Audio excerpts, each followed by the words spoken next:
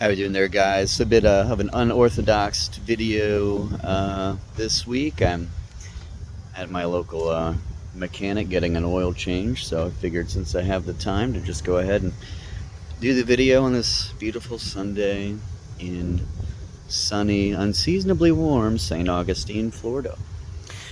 So this week, our main assignment is our MLA research essay.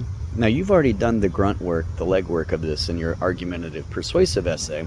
All you're doing is the research that you found, for which you documented in your annotated bibliography and that you commented on in your journal.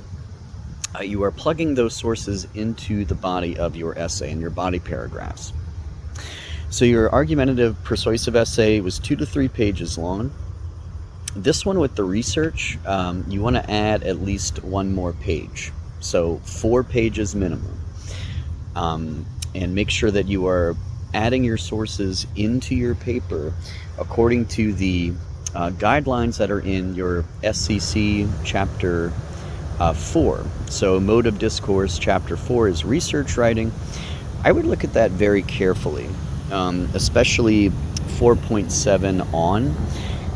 It details how to include your sources, how to document your sources in a works cited page. You could use easybib.com for that. You simply plug in the author of your article or the article title into easybib, and it should be able to locate and format that correctly for you. You could also use Microsoft Word also has citation tools to format citation entries correctly for you as well.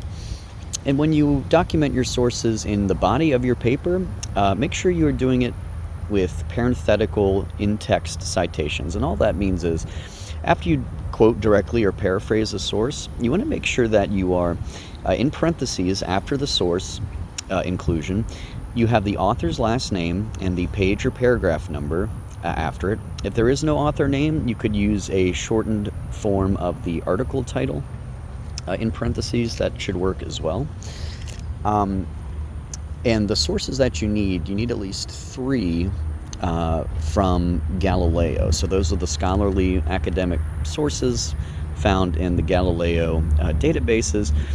If you satisfied that minimum 3, you could use other online sources, but you will need to demonstrate in your works cited that you indeed used at least 3 Galileo found sources. So a minimum of 4 pages, minimum of 3 academic sources. Make sure you adhere to the format, 12-point Times New Roman. Original title, MLA heading at the upper left, your last name and page number on the upper right. And that is basically it. So you're finding ways to include your research in the paper you've already written. Now I have to grade that paper. I understand we're kind of stacking paper on top of paper here. And I'm going to do my best to get those argumentative persuasives back to you by the end of this week. If you have any questions on your MLA research paper, like, hey, how do I incorporate this source information into my body paragraphs? Feel free to email me, and I will help you out with that. If you want me to read or look at anything, give you any pointers, I'm happy to do that. This paper, keep in mind, is the majority of your grade. It's 30% of your overall grade, so it is the big paper. Now, big, it's only 4 pages. Now, that's a minimum. You could go over 4 pages, of course. But the reason why it's not a big, giant paper, like a 10-pager, is because I want you guys to be able to kind of crystallize your points in using the least amount of verbiage as possible. So being concise and forthright in making your points. Other things to note, we do have a blog assignment that's voluntary. If you do it, you'll get a +5 on your paper. That is going to be due by Friday if you choose to do it.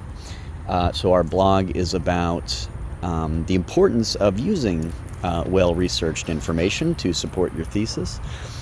So that's due by Friday, again, if you choose to do it. So being that this paper is 30% of your grade, we are going to have an opportunity to revise, edit, and proofread this paper to get a better score. If you didn't do so hot on it, that'll come at a later date. So we will be revising, editing, and proofreading this research essay at a later date for more credit. Just some things to keep in mind on this paper. Make sure you get that formatting right.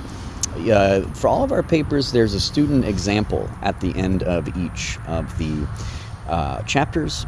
So there was one for narrative, there was one for descriptive, and you want to make sure that you are following the format.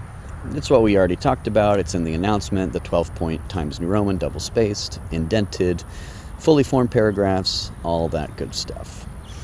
So with that, I'm going to go ahead and leave it there for you guys. If you have any questions, feel free to reach out to me. And I will let you guys have a good week. Godspeed. Happy Halloween. Talk to you again soon. Bye-bye.